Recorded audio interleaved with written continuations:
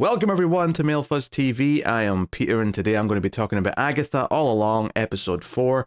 It's called If I Can't Reach You, Let My Song Teach You. So spoilers for the episode. As always, this is a Patreon sponsored review, so thank you to Alison for picking this show. I came out of the third one a little bit mixed to probably even a little under mixed, like a little sliding towards the negative. And what's funny about this one is that I do think in some ways this episode, it kind of delivers on a little bit of my fears as to what this show could be, in particular the idea that it'll just be a series of obstacles. And not only that, it's actually like a series of very similar obstacles where once again they go into a house and the house changes their outfits and there's a test in the house. That could get very repetitive, so I am still a bit concerned about that. But I do think this episode is probably the best of the bunch so far. And I think that comes down to a couple of things. One, it felt like there was actual development to the characters here. It felt like Agatha finally cared about something, at least for a moment, and that's interesting because she spends so much of her time pretending not to care about stuff. A big one is that Aubrey Plaza is not only back, but is probably get more screen time in this episode than she even did in episode 1. And gets to intermingle with both Agatha but all the other characters, so it means that there's a lot more chemistry going on between everyone. But in seeing her interact with some of the other characters was fun. Seeing Jen and Alice's reactions to her and being kind of attracted to her but scared of her at the same time was kind of entertaining. Which I guess, because I remember there being a big deal right around the time where Endgame came out. There was a scene in that movie where someone happened to mention they were gay at the support group meeting early on in that movie. And I remember there had been a big deal made about that because it was the first time a character was like openly gay in a Marvel movie. And the only reason why I bring that up is because I feel like this episode is probably the gayest episode or gayest thing in the Marvel Cinematic Universe that I've seen so far. At least explicitly, it seemed like there was a lot of characters that had been attracted to each other, and being in the same sex, or hinting at a romantic history even between Agatha and Rio, which is Aubrey Plaza's character. It seems like they were some form of lovers before something really bad happened and kind of caused this rift. And I think their relationship is a bit more interesting now. One, because of that, but also just because by the end of the episode, it feels like they still kind of care about each other, despite the hatred and split that's there. There is still like moments of kind of like touchingness coming through, and I thought that made the characters a bit more interesting. It felt like it gave the show just a bit more personality than it had before. There's some stuff in this episode that I feel like a lot of people are going to love and think is amazing. And I don't think that's the stuff that necessarily excites me that much, which is, oh, we get to see them in 70s glam rock outfits, and they get to perform a song. Which is not to say that all that stuff was bad per se, or I didn't like it like outright, but it's just, it's not something that gets me excited in the same way that I think some people will just be oohing and ahhing over the, if it really feels that the show was almost designed around the idea of the costume designers and the set designers getting to go wild with the different themes of designing these different houses, because I assume we're getting at least a few more of these before it changes up its formula, which again, for better and for worse, like I am a little worried it'll feel very formulaic. But like I said, I do think a lot of the little character moments and development in this episode did carry it to a higher quality level than I think we've had up until this point. And maybe part of that is just having spent a bit more time with the characters, so that now that they're finally starting to open up to each other, they're feeling a bit more fleshed out. They're feeling a bit more like I understand them, or I'm a bit more intrigued as to who they are or what their backstories are. There's definitely a little bit more going on here than before. So, credit where credit is due. I did feel coming out of this one like I was a little bit more positive. So I feel like I'm saying that in a way where I don't want to sound too positive. Like I'm not oohing and ahhing and saying it's the best thing ever, but it's like I'm definitely a little bit more. The needle's moved a bit in the right direction, which is always nice. I think the big thing I want to talk about first is probably the Agatha and Rio relationship, and also the possibility of who Teen actually is, because they do seem like I mean, they're at least connected in the sense that it's kind of addressed openly by Rio, who, by the way, is there as the new Green Witch. They do a spell to summon a witch because they need to replace Mrs. Hart, and out pops her. And she literally goes up and says "Milady" at Agatha, which I did think was funny.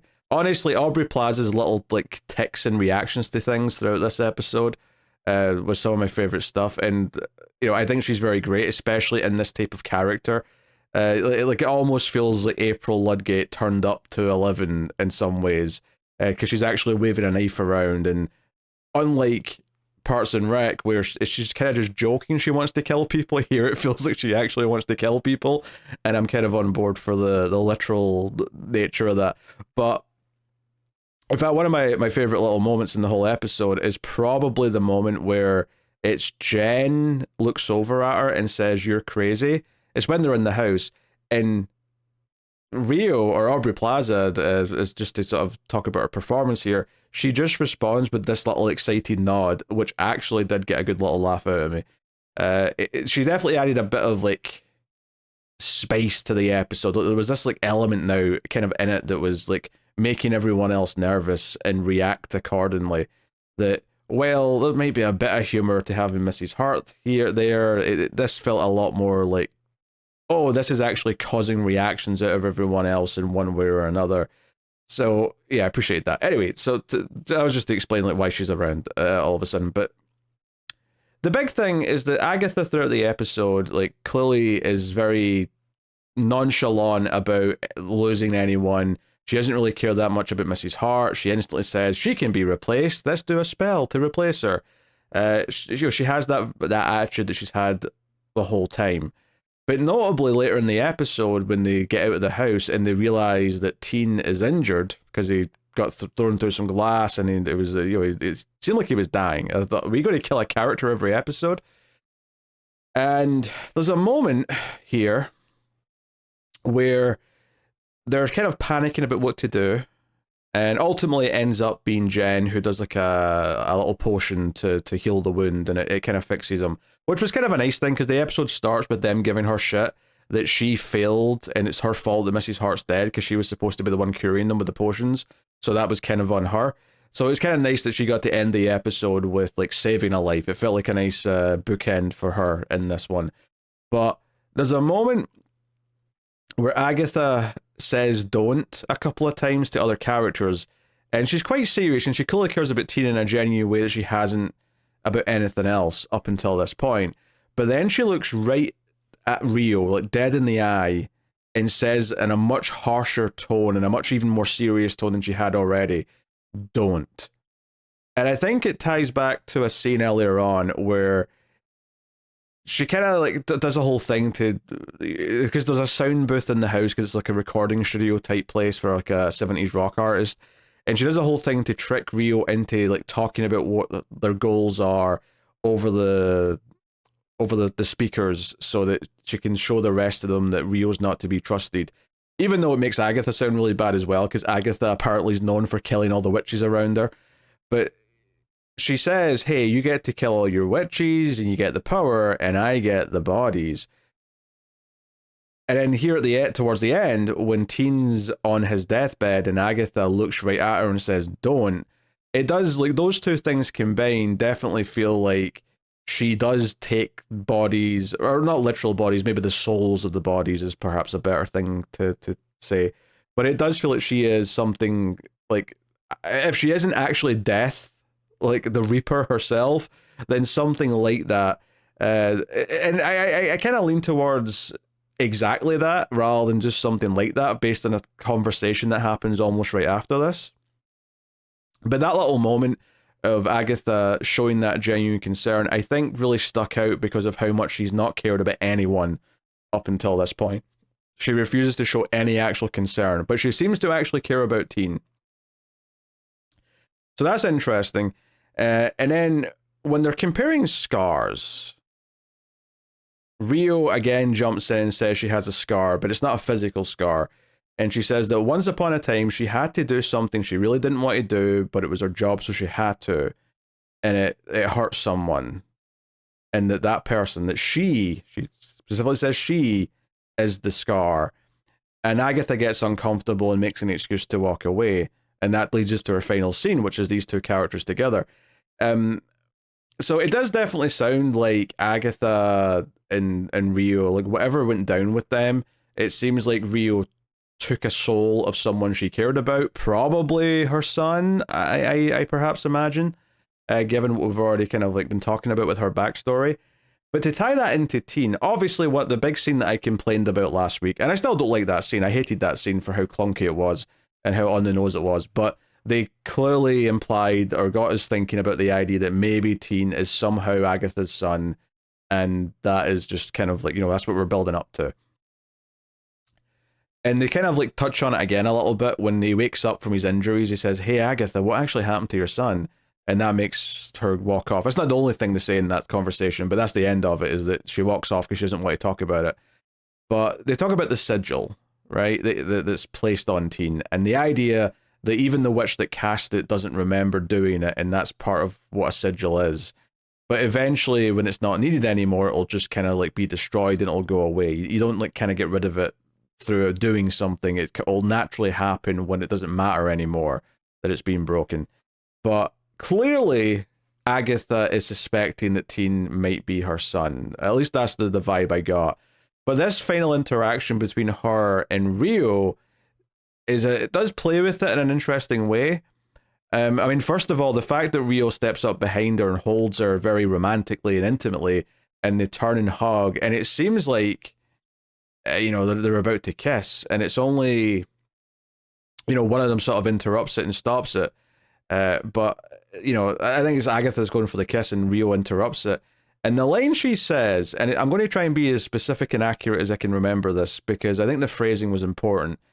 She said, "That boy is not yours." Now, I think the quick way to take that line is that boy is not yours is her saying that's not your son. However, I think the phrasing is important, and it could not necessarily mean that it's not her son. It's more that, like, his soul's already been taken. The boy doesn't belong to her anymore, kind of thing, right?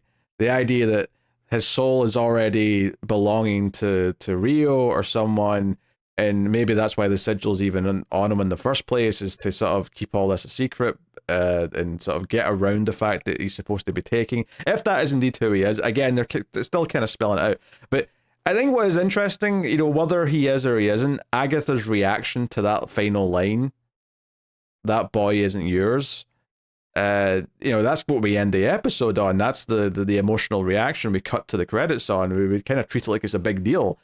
So I do think those little moments in the performance to actually let her act like she cares about something does a lot to make her more of an actual protagonist. And like, I think the danger with taking like a sort of wackier character who's very jokey, like an Agatha, and building a show around her is that they effectively were supporting comic relief to an extent before.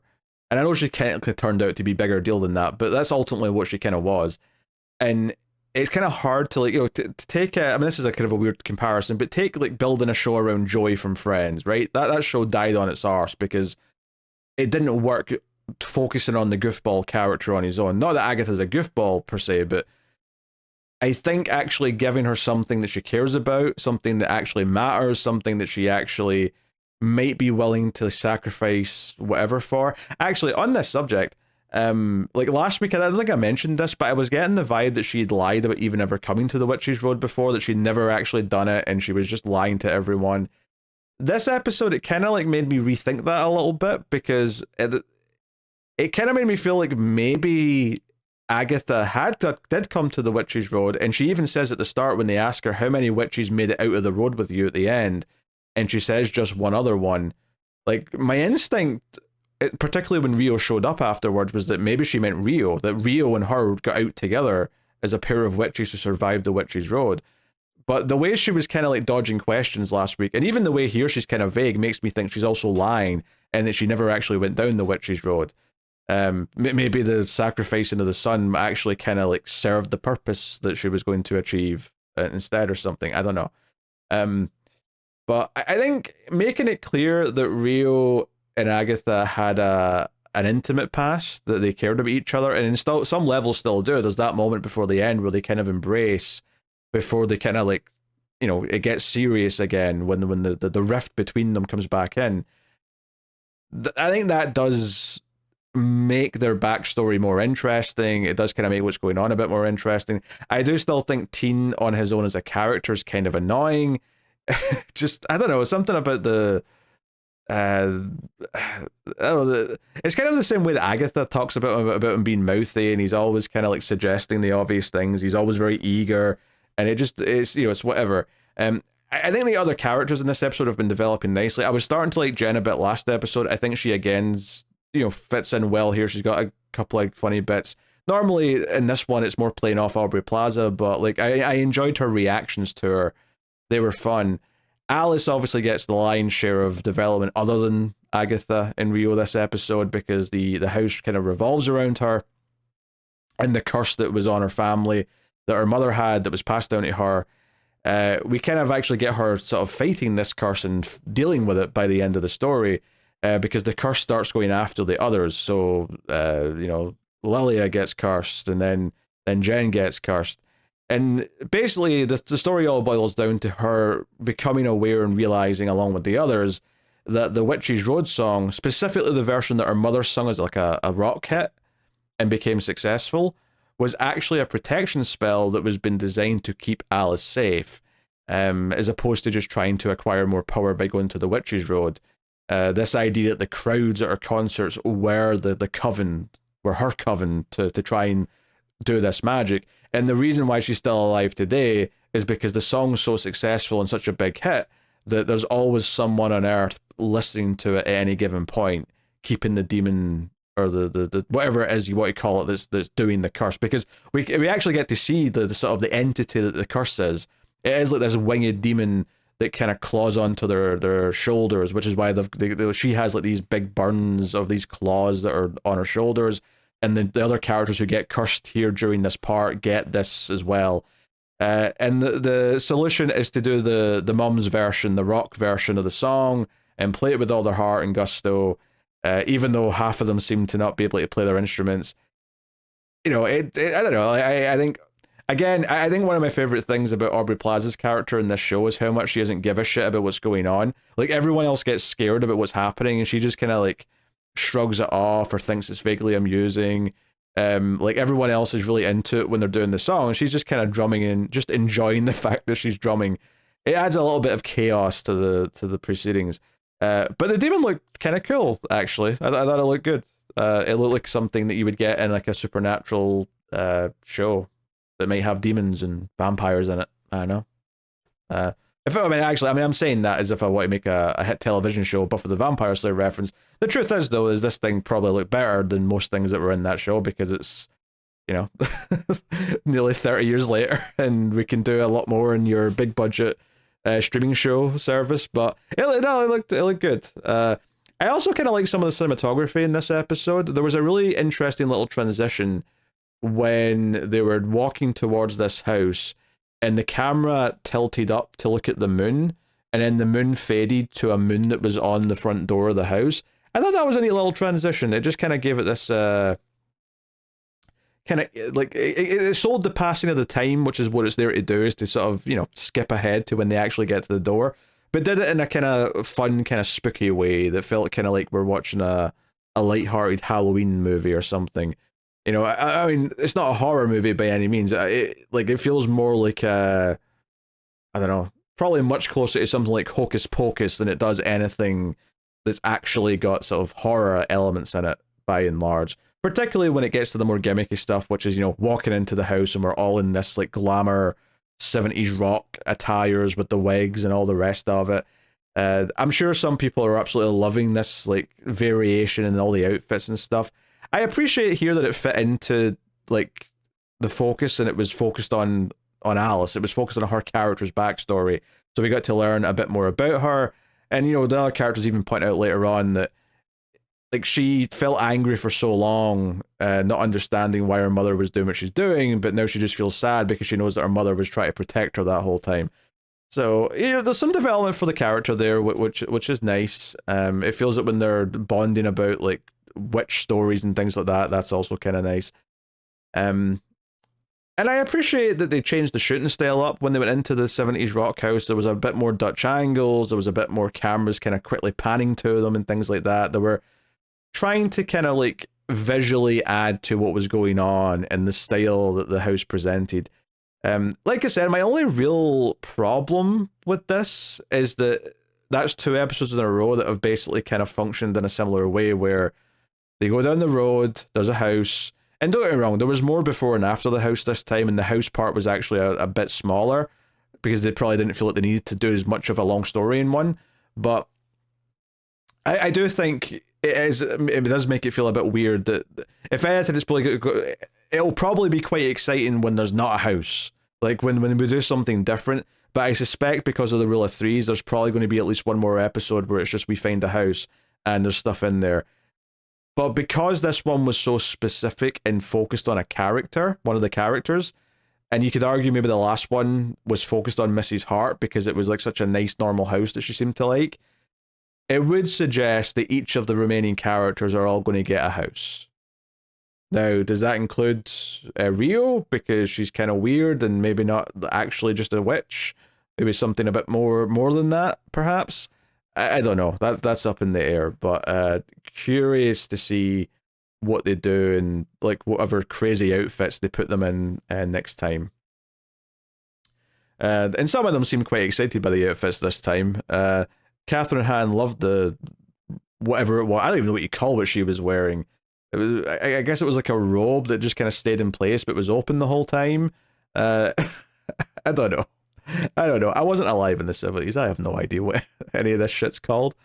Also, they did like a callback to the whole...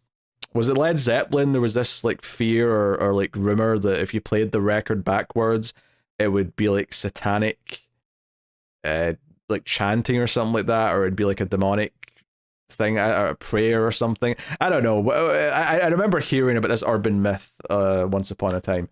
That there seemed to be a reference to that, but having the record playing backwards in the house. But yeah, I think on some level, I think it's a little bit better this episode than it has been, and part of that might just be that they're really fleshing out the characters now, and I'm starting to like more of them. I mean, it's, and it is kind of fun seeing just how much of this cast is all women. Like, Teen's the only character that isn't. And I think that is kind of unique. Like, I mean, I never watched Orange is the New Black, and that was set in a women's prison, so presumably that was mostly a female cast as well, but it did kind of stick out to me here. We've even swapped a character out for someone else, and it's still... this all-female cast, pretty much, but again, barring the one major exception. I do think that sticks out and just feels a little bit cool that they get to do that. Obviously, the writing and the way it's telling its story isn't necessarily to my taste that much, but I do think it's getting a little bit better, and I would say that part of that might even be on me for just kind of like, okay, I don't think the story's ever going to be the level of writing or as deep as I kind of want out of a TV show that'll excite me in that way. But maybe if I let that go, I can kind of enjoy just some of the, the fun character moments, some of the performances and the reactions to each other. The way Aubrey Plaza even just kind of walks around at times is kind of entertaining. She has this kind of like weird, like crazy swagger thing going on. I don't even know how to describe it. But there's a lot of performance, physically, aside from just the actual, typical part of the performance. Anyway, I think that's my thoughts on Agatha episode 4. I don't think I have much more that I'd like to add. I'm sure there's some other little nuggets that I have glossed over or missed. Feel free to point them out in the comments. But that is episode 4 of Agatha All Along. Thank you very much for joining me. Of course, you can support all the content over at patreon.com/MailFuzzTV and help keep all the reviews coming, both here and over in MailFuzz Movies, where all the movie podcasts live. Go check out that. But thank you very much for joining me. I do appreciate it. Keep watching TV. Have you got any vanilla?